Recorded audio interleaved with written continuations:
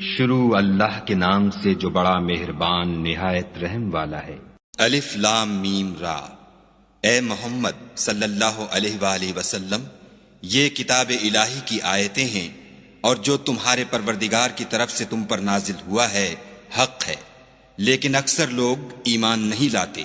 خدا وہی تو ہے جس نے ستونوں کے بغیر آسمان جیسا کہ تم دیکھتے ہو اتنے اونچے بنائے، پھر عرش پر جا ٹھہرا اور سورج اور چاند کو کام میں لگا دیا، ہر ایک ایک میعاد معین تک گردش کر رہا ہے۔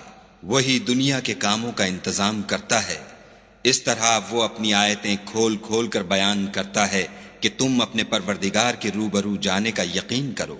اور وہ وہی ہے جس نے زمین کو پھیلایا اور اس میں پہاڑ اور دریا پیدا کیے اور ہر طرح کے میووں کی دو دو قسمیں بنائیں۔ وہی رات کو دن کا لباس پہناتا ہے، غور کرنے والوں کے لیے اس میں بہت سی نشانیاں ہیں۔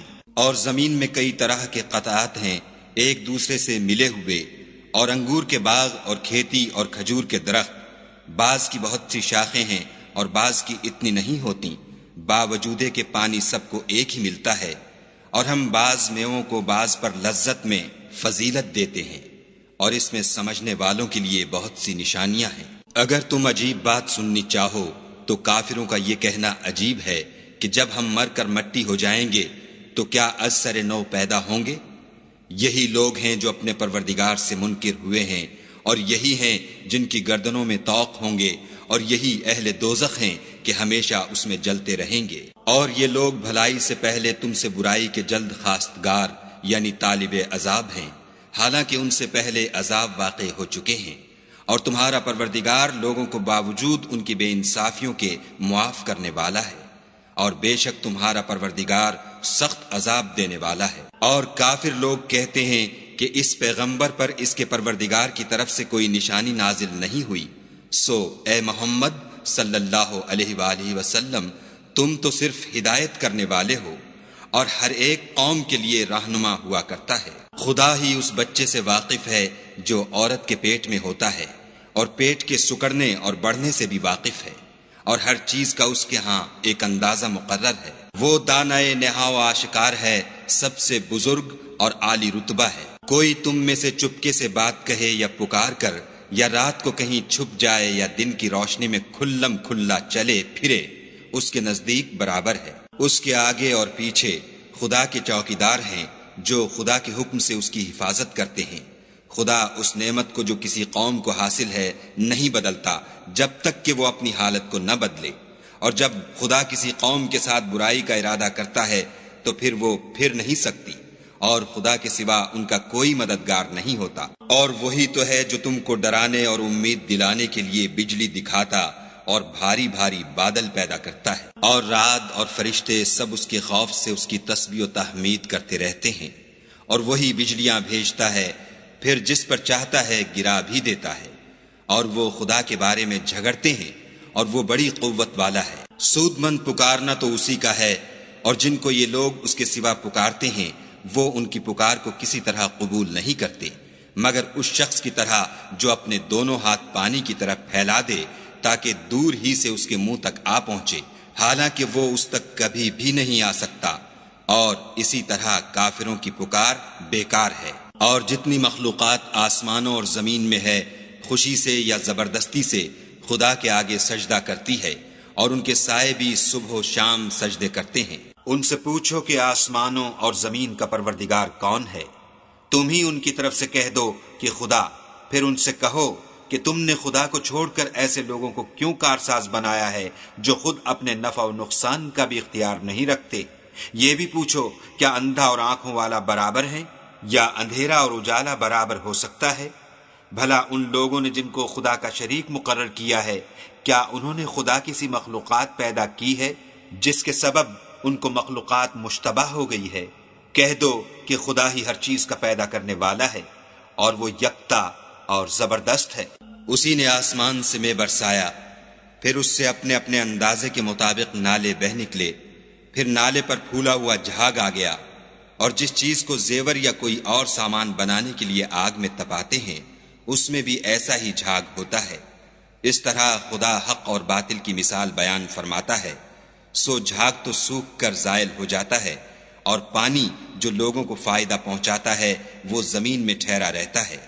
اس طرح خدا صحیح اور غلط کی مثالیں بیان فرماتا ہے تاکہ تم سمجھو۔ جن لوگوں نے خدا کے حکم کو قبول کیا ان کی حالت بہت بہتر ہوگی، اور جنہوں نے اس کو قبول نہ کیا، اگر روئے زمین کے سب خزانے ان کے اختیار میں ہوں تو وہ سب کے سب اور ان کے ساتھ اتنے ہی اور نجات کے بدلے میں صرف کر ڈالیں، مگر نجات کہاں؟ ایسے لوگوں کا حساب بھی برا ہوگا اور ان کا ٹھکانہ بھی دوزخ ہے، اور وہ بری جگہ ہے۔ بھلا جو شخص یہ جانتا ہے کہ جو کچھ تمہارے پروردگار کی طرف سے تم پر نازل ہوا ہے حق ہے، وہ اس شخص کی طرح ہے جو اندھا ہے، اور سمجھتے تو وہی ہیں جو عقل مند ہیں، جو خدا کے عہد کو پورا کرتے ہیں اور اقرار کو نہیں توڑتے، اور جن رشتہ ہائے قرابت کے جوڑے رکھنے کا خدا نے حکم دیا ان کو جوڑے رکھتے اور اپنے پروردگار سے ڈرتے رہتے اور برے حساب سے خوف رکھتے ہیں، اور جو پروردگار کی خوشنودی حاصل کرنے کے لیے مصائب پر صبر کرتے ہیں اور نماز پڑھتے ہیں، اور جو مال ہم نے ان کو دیا ہے اس میں سے پوشیدہ اور ظاہر خرچ کرتے ہیں اور نیکی سے برائی کو دور کرتے ہیں، یہی لوگ ہیں جن کے لیے عاقبت کا گھر ہے، یعنی ہمیشہ رہنے کے باغات جن میں وہ داخل ہوں گے، اور ان کے باپ دادا اور بیویوں اور اولاد میں سے جو نیکوکار ہوں گے وہ بھی بہشت میں جائیں گے، اور فرشتے بہشت کے ہر ایک دروازے سے ان کے پاس آئیں گے اور کہیں گے تم پر رحمت ہو، یہ تمہاری ثابت قدمی کا بدلہ ہے، اور عاقبت کا گھر خوب گھر ہے۔ اور جو لوگ خدا سے عہد واثق کر کے اس کو توڑ ڈالتے اور جن رشتہ ہائے قرابت کے جوڑے رکھنے کا خدا نے حکم دیا ہے ان کو قطع کر دیتے اور ملک میں فساد کرتے ہیں، ایسوں پر لعنت ہے، اور ان کے لیے گھر بھی برا ہے۔ خدا جس کا چاہتا ہے رزق فراخ کر دیتا ہے اور جس کا چاہتا ہے تنگ کر دیتا ہے، اور کافر لوگ دنیا کی زندگی پر خوش ہو رہے ہیں، اور دنیا کی زندگی آخرت کے مقابلے میں بہت تھوڑا فائدہ ہے۔ اور کافر کہتے ہیں کہ اس پیغمبر پر اس کے پروردگار کی طرف سے کوئی نشانی کیوں نازل نہیں ہوئی؟ کہہ دو کہ خدا جسے چاہتا ہے گمراہ کرتا ہے، اور جو اس کی طرف رجوع ہوتا ہے اس کو اپنی طرف کا رستہ دکھاتا ہے۔ یعنی جو لوگ ایمان لاتے اور جن کے دل یاد خدا سے آرام پاتے ہیں ان کو، اور سن رکھو کہ خدا کی یاد سے دل آرام پاتے ہیں۔ جو لوگ ایمان لائے اور عمل نیک کیے ان کے لیے خوشحالی اور عمدہ ٹھکانہ ہے۔ جس طرح ہم اور پیغمبر بھیجتے رہے ہیں اسی طرح اے محمد صلی اللہ علیہ وآلہ وسلم ہم نے تم کو اس امت میں جس سے پہلے بہت سی امتیں گزر چکی ہیں بھیجا ہے، تاکہ تم ان کو وہ کتاب جو ہم نے تمہاری طرف بھیجی ہے پڑھ کر سنا دو۔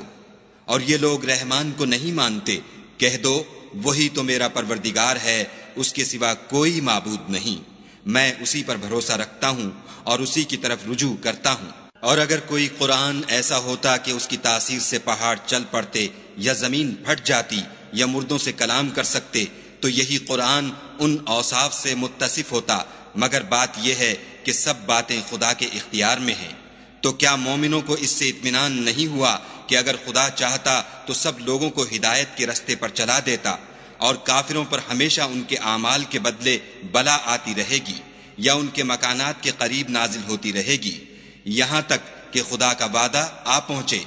بے شک خدا وعدہ خلاف نہیں کرتا۔ اور تم سے پہلے بھی رسولوں کے ساتھ تمسخر ہوتے رہے ہیں، تو ہم نے کافروں کو مہلت دی پھر پکڑ لیا، سو دیکھ لو کہ ہمارا عذاب کیسا تھا۔ تو کیا جو خدا ہر متنفس کے اعمال کا نگراں و نگہبان ہے وہ بتوں کی طرح بے علم و بے خبر ہو سکتا ہے؟ اور ان لوگوں نے خدا کے شریک مقرر کر رکھے ہیں، ان سے کہو کہ ذرا ان کے نام تو لو، کیا تم اسے ایسی چیزیں بتاتے ہو جس کو وہ زمین میں کہیں بھی معلوم نہیں کرتا، یا محض ظاہری باطل اور جھوٹی بات کی تقلید کرتے ہو؟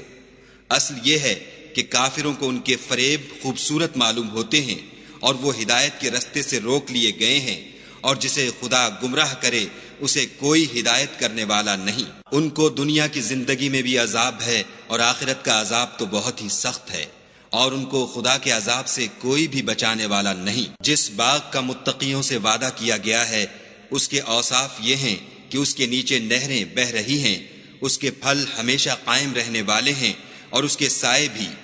یہ ان لوگوں کا انجام ہے جو متقی ہیں، اور کافروں کا انجام دوزخ ہے۔ اور جن لوگوں کو ہم نے کتاب دی ہے وہ اس کتاب سے جو تم پر نازل ہوئی ہے خوش ہوتے ہیں، اور بعض فرقے اس کی بعض باتیں نہیں بھی مانتے۔ کہہ دو کہ مجھ کو یہی حکم ہوا ہے کہ خدا ہی کی عبادت کروں اور اس کے ساتھ کسی کو شریک نہ بناؤں۔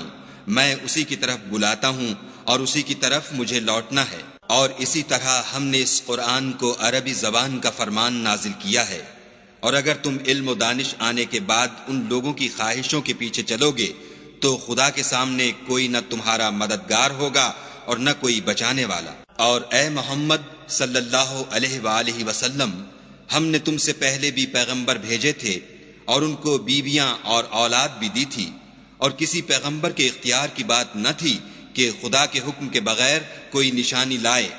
ہر حکم قضا کتاب میں مرقوم ہے۔ خدا جس کو چاہتا ہے مٹا دیتا ہے اور جس کو چاہتا ہے قائم رکھتا ہے، اور اسی کے پاس اصل کتاب ہے۔ اور اگر ہم کوئی عذاب جس کا ان لوگوں سے وعدہ کرتے ہیں تمہیں دکھائیں، یعنی تمہارے روبرو ان پر نازل کریں، یا تمہاری مدت حیات پوری کر دیں، یعنی تمہارے انتقال کے بعد عذاب بھیجیں، تو تمہارا کام ہمارے احکام کا پہنچا دینا ہے اور ہمارا کام حساب لینا ہے۔ کیا انہوں نے نہیں دیکھا کہ ہم زمین کو اس کے کناروں سے گھٹاتے چلے آتے ہیں، اور خدا جیسا چاہتا ہے حکم کرتا ہے، کوئی اس کے حکم کا رد کرنے والا نہیں، اور وہ جلد حساب لینے والا ہے۔ جو لوگ ان سے پہلے تھے وہ بھی بتہری چالیں چلتے رہے ہیں، سو چال تو سب اللہ ہی کی ہے۔ ہر متنفس جو کچھ کر رہا ہے وہ اسے جانتا ہے، اور کافر جلد معلوم کریں گے کہ عاقبت کا گھر یعنی انجام محمود کس کے لیے ہے۔ اور کافر لوگ کہتے ہیں کہ تم خدا کے رسول نہیں ہو۔ کہہ دو کہ میرے اور تمہارے درمیان خدا اور وہ شخص جس کے پاس کتاب آسمانی کا علم ہے گواہ کافی ہیں۔